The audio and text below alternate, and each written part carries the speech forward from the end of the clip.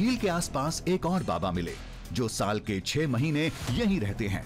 बाबा ने बताया झील से आगे का रास्ता बहुत दुर्गम है। अगर जान की परवाह नहीं है तभी आखिरी पड़ाव तक पहुंचा जा सकता है। अगर जीते जी आप कहोगे स्वर्ग जाना है, वो नहीं हो सकता। जीते जी स्वर्ग जाना आज के युग में नहीं हो सकता है। लेकिन आप यात्रा करना चाहते हो, चाहे चंद्रकुंड, सूर्यकुंड, इनके आप दर्शन कर सकते हो, लेकिन है कठिन।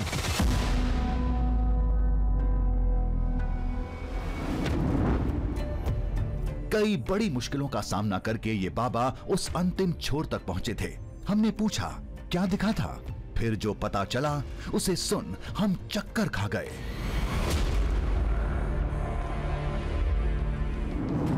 दावे के मुताबिक अंत में ग्लेशियर का रास्ता बेहद तंग हो जाएगा। एक पतला सा रास्ता ऊपर की तरफ जाता दिखेगा।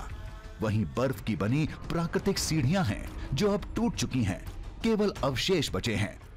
उसके ऊपर बर्फ का एक खुला मैदान है। कहते हैं युधिष्ठिर को लेने के लिए इंद्र ने विमान उसी मैदान में उतारा था।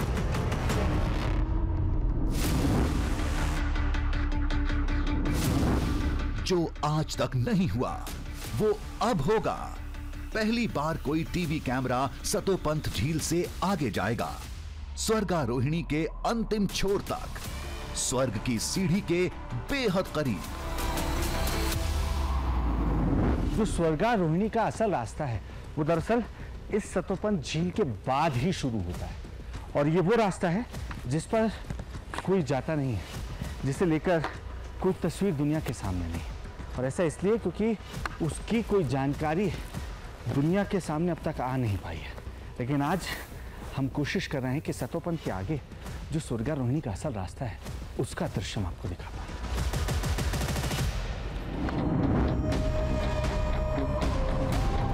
सिर पर अनजान खतरे की तलवार हर वक्त लटक रही थी।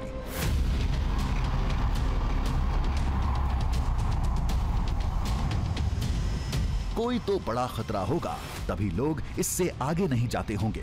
लेकिन खुशी भी थी, पहली बार ये पौराणिक रास्ता दुनिया की नजरों के सामने था।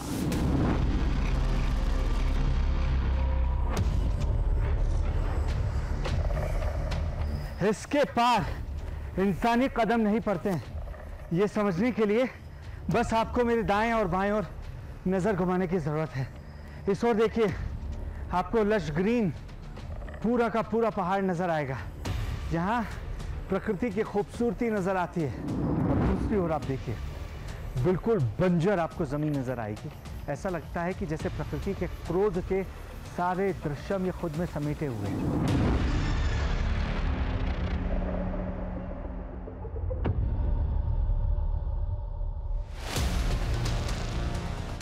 स्वर्गारोहिणी ग्लेशियर की झलक मिली। अभी बहुत दूर था, केवल बर्फ का सफेद पहाड़ दिख रहा था। कहते हैं ग्लेशियर के थोड़ा अंदर जाने पर रास्ते का अंतिम छोर यानी वो हिस्सा नजर आएगा जहां स्वर्ग जाने की सीढ़ी के अवशेष पड़े हैं। साथ ही बर्फ का वो मैदान भी जहां इंद्र का विमान उतरा था। फिलहाल तो अनजाने रास्ते के अनदेखे खतरों से सामना जारी था। ये देख रहे हैं आप, ये ग्लेशियर्स के फटने के बाद जो मलबा ऊपर से आकर जाता है उसके निशान देखने को मिल रहे हैं। और ये कितना खतरनाक हो सकता है ये मैं आपको बता नहीं सकता, क्योंकि कभी भी अगर ग्लेशियर गिरता है तो ज़्यादातर इन रास्तों से होकर जाएगा। इसका मतलब ये है कि एकाएक यहाँ पर बाढ़ आ सकती है, एकाएक पानी की तेज़ धार आ सकती है। इसके अलावा पत्थरों का हुजूम यहाँ पर आ सकता है, जिससे किसी का भी बचना मुमकिन नहीं होगा। लेकिन यही रास्ता हमें अभी तय करना है, इसके पीछे हमें जाना है।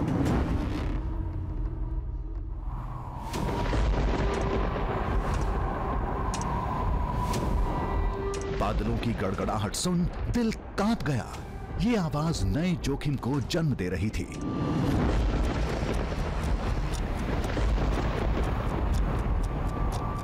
धुंध की चादर ने चारों ओर से हमें घेर लिया है, और यही हमारे लिए सबसे बड़ा खतरा है, क्योंकि हम जहां जा रहे हैं वहां बारिश कभी भी होती है। वहाँ बादलों का फटना कभी भी हो सकता है और ऐसे में ये रास्ता पार कर पाना या अपनी मंजिल तक पहुँच पाना मुमकिन नहीं हो पाएगा।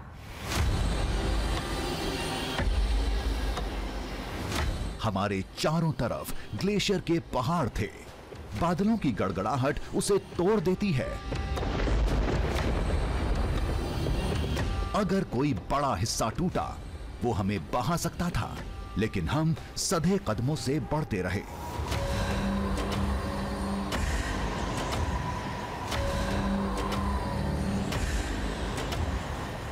चंद योगी, तपस्वी और बाबा जो इधर कभी कभार आते हैं, उन्होंने महाभारत के हिसाब से कुछ इलाकों की पहचान कर रखी है। उनमें से एक ये है चंद्रकुंड।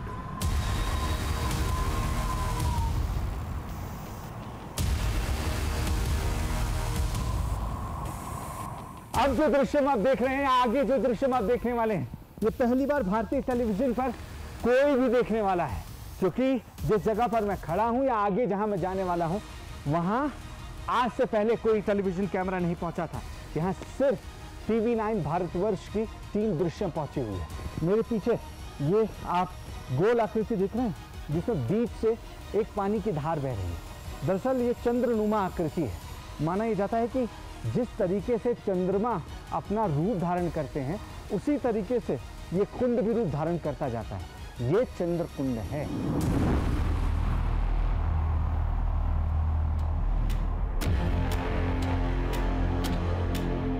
चंद्रकुंड के बाद पड़ता है विष्णुकुंड, जिसमें स्वर्गारोहिणी ग्लेशियर से जल आता है।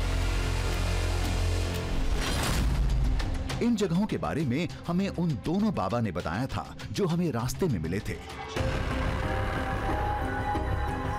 विष्णुकुंड के आगे है गरुण चट्टी, यानी वो जगह जहां पर युधिष्ठिर की अंतिम परीक्षा हुई थी।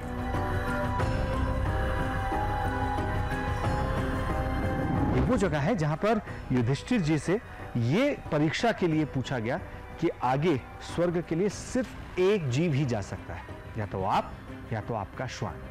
और उस समय युधिष्ठिर जी ने कहा कि चूंकि मैं जब इस रास्ते पर निकला तो मेरे सारे भाई मेरा साथ छोड़ दिए, मेरी धर्मपत्नी ने मेरा साथ छोड़ दिया, सिर्फ इस श्वान ने इस पूरे रास्ते में मौत का सामना करते हुए मेरा साथ दिया है। इसलिए धर्म के लिहाज से जरूरी है कि आप इस श्वान को अपने साथ स्वर्ग ले जाएं। और यही परीक्षा थी युधिष्ठिर जी की, क्योंकि इसके बाद स्वर्ग का रास्ता श्वान और युधिष्ठिर दोनों के लिए खुल गया। यहां पहुंचकर हमें भी यही महसूस हुआ। रास्ता बिल्कुल साफ है और यहीं हम कुदरत को समझने से चूक गए। आगे पत्थरों का समंदर था और इस पर चलकर जाना था।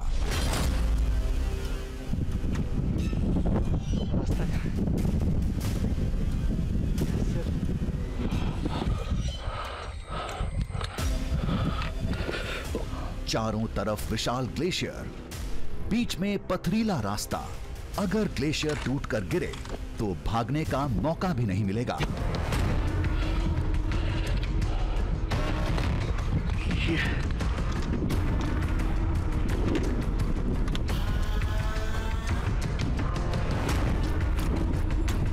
ठीक हो? हाँ, पैर संभल के रखना। हाँ। न जाने कौन सी चट्टान कब खिसक जाए, गिरने पर पैर टूट सकते थे।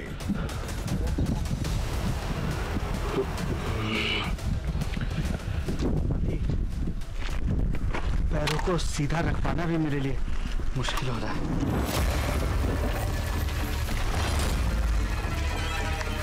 आखिर वही हुआ जिसका डर था। घाटी में ग्लेशियर टूटने की तेज आवाज गूंजी।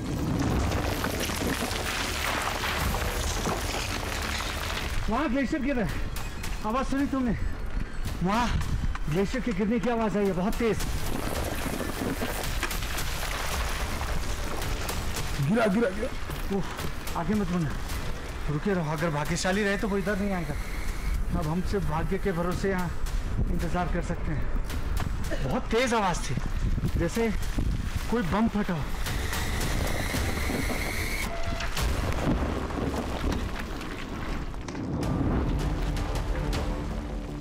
हर दिशा से आवाज आ रही थी, लेकिन कुछ दिख नहीं रहा था।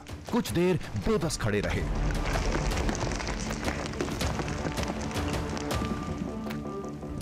जैसे ही आवाज खत्म हुई, तेजी से आगे बढ़े, लेकिन कहां जाते? खतरा केवल आसमान में नहीं, कदमों के नीचे भी था।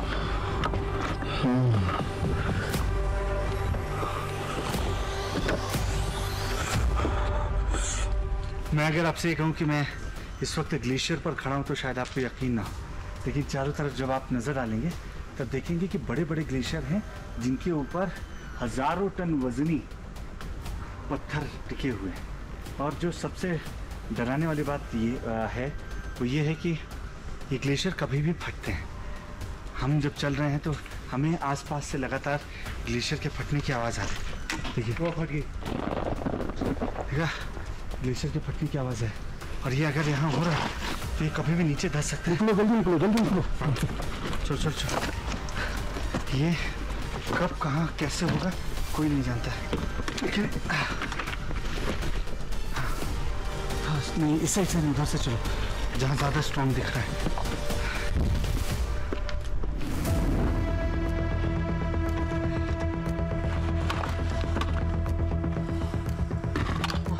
ये पत्थर हिल रहा है, संभल कर। गिरते पड़ते बचते बचाते पत्थरों के इस समंदर को चीरकर आगे बढ़ते रहे।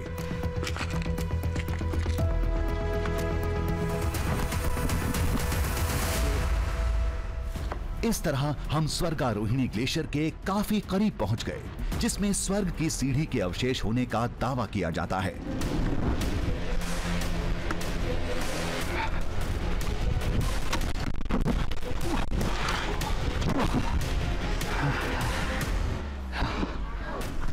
ये रास्ता बहुत कठिन है।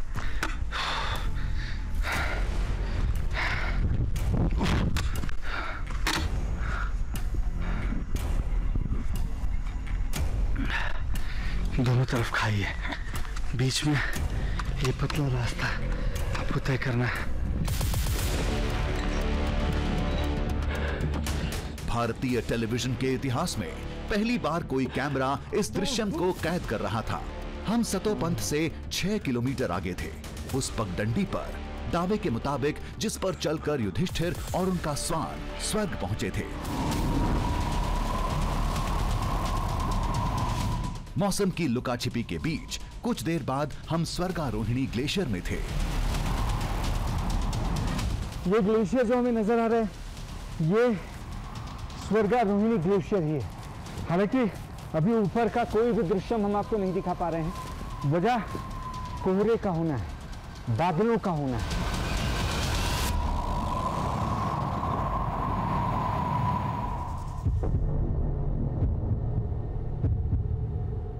अब बस चंद पलों की बात थी, मार्ग का अंतिम मोड़ हमारे सामने होगा। मेहनत रंग लाने वाली थी। मेरे ठीक सामने स्वर्गारोहिणी है और मैं कोशिश कर रहा हूं कि मैं उसके तल तक पहुंच सकूं। पहली सीढ़ी जो स्वर्ग की कही जाती है, जो यहां से साफ नजर आ रहा है, कम से कम मैं उसका दर्शन आपको दिखा। दिमाग शून्य था, धड़कनें बेकाबू थीं।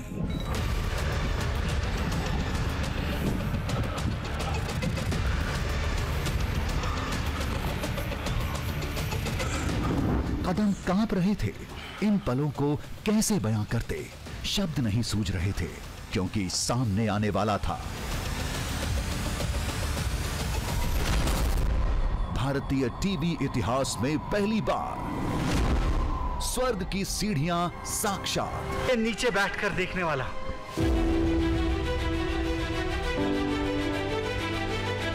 हम खुशी से चीखना चाहते थे, जश्न मनाना चाहते थे, लेकिन नाजुक ग्लेशियर में तेज आवाज घातक हो सकता था। लिहाजा एहसास को दबोचे, नजारे को निहारते रहे।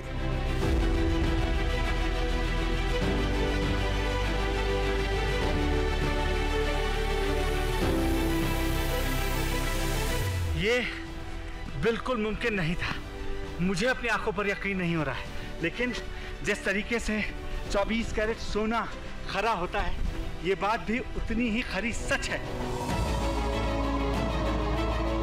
सामने बर्फ का एक रैंप जैसा दिख रहा था। दावे के मुताबिक यही वो सीढ़ियां हैं जिस पर चलकर युधिष्ठिर और उनके स्वान ने स्वर्ग की तरफ अंतिम कदम बढ़ाए थे।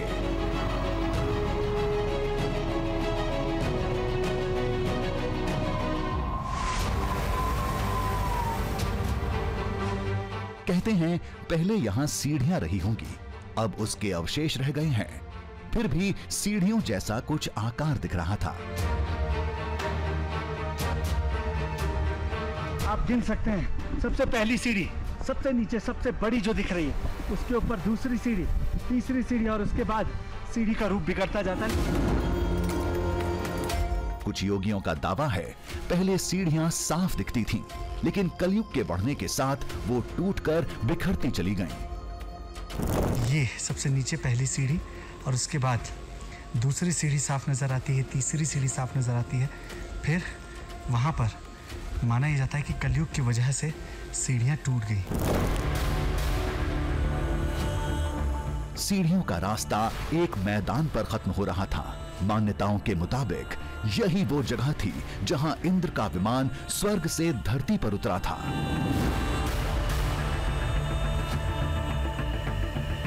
ऊपर दूर से देखने पर जहां आपको नजर आ रहा था एक ग्राउंड जैसा, जैसा किसी हेलीपैड के उतरने जैसी जगह बनाई जाती है, वैसी ही जगह है। और ऊपर बादलों का डेरा जैसा स्वर्ग में होता है, बिल्कुल वैसा ही दृश्य देखने को मिल रहा है। 5000 साल पुराने ये साक्ष्य, स्वर्गारोहिणी का अंतिम पथ। दावे के मुताबिक स्वर्ग की सीढ़ियां पहली बार किसी टीवी कैमरे पर इतने करीब से रिकॉर्ड हो रहे थे, जिन्हें चंद योगियों के सिवाय किसी ने नहीं देखा। जब इतने करीब थे तो और ऊपर जा सकते थे, लेकिन इस जगह से जुड़ी कुछ लोगों की आस्था हमें ऐसा करने से रोक रही थी। इस स्वर्गारोहिणी के ऊपर कोई नहीं चढ़ पाया। लोगों की अपनी मान्यताएं हैं कि जिस तरीके से पाप कलयुग में बढ़ता जा रहा है, उसके बाद स्वर्ग का ये रास्ता इंसानों द्वारा तय कर पाने लायक बचा नहीं है। इसी वजह से कोई भी इंसान उस पर ऊपर तक चढ़ नहीं पाता है। वक्त थम सा गया था। महाभारत की कथाएं दृश्य बनकर दिमाग में उड़ रही थीं। अगर उस कल्पना को साकार किया जाए तो 5000 साल पहले यहां का दृश्य कुछ ऐसा रहा होगा।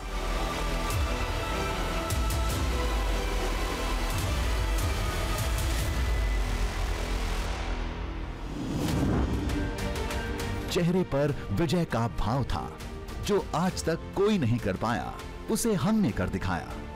स्वर्गारोहिणी ग्लेशियर में उस जगह को खोज निकाला जिसे महाभारत का पुराण, योगी तपस्वी और आज के पुरातत्व वैज्ञानिक स्वर्ग की सीढ़ी मानते हैं।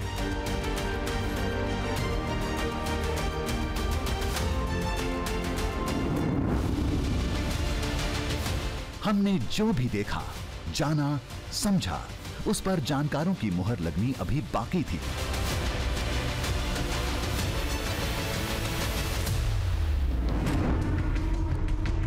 हम फिर उस शख्स के पास पहुंचे जिन्होंने देश के चुनिंदा 10 वैज्ञानिकों के साथ महाभारत पर 15 साल शोध किया है। पहले हमने वो जगहें दिखाई जहां युधिष्ठिर को छोड़ बाकी पांडवों ने दम तोड़ा था। मतलब युधिष्ठिर उसके बाद अकेले गए, 4 भाइयों के लिए एक जगह है अलग अलग जगह है, मतलब जहाँ जहाँ उन्होंने देते आगे कितना डिस्टेंस होगा? 5-6 किलोमीटर बिल्कुल मिलता है। महाभारत के संदर्भ ऐसे ही कहते हैं भी थोड़ा सा आगे चले 4-5 किलोमीटर क्या होता है, जो लोग पूरा धरती घूम के आ गए। अंत में जब हमने वो जगह दिखाई जिसकी तस्वीर आज तक दुनिया के सामने नहीं आई थी, जहां पहली बार कोई कैमरा पहुंचा था, फिर उनके मुंह से जो शब्द निकले वही हमारे लिए सबसे बड़ा पुरस्कार था। बहुत बड़ा कॉम्प्लीमेंट मैं आपको देती हूँ इस बात के लिए कि आपने इतना आगे तक चढ़ने का प्रयत्न किया और हमारी महाभारत के इतिहास को कई साक्ष्य दे दिए। बहुत अच्छा किया।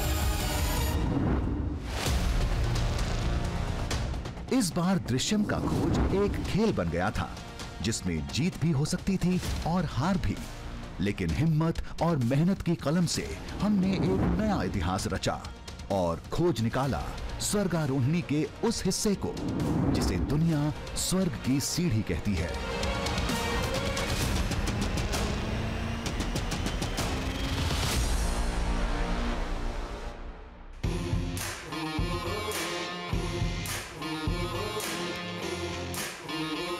दरिया में झांकेंगे, पर्वत को नापेंगे, बांधेंगे धरती को अंबर की डोरों से, सूरज के चेहरे से पर्दा हटाना है, तूफान आंधी को भी अब चीर के जाना है, कुदरत की मुट्ठी से अब छीन लाएंगे हम, कुदरत की मुट्ठी से अब छीन लाएंगे हम। दृश्यम दृश्यम दृश्यम दृश्यम दृश्यम दृश्यम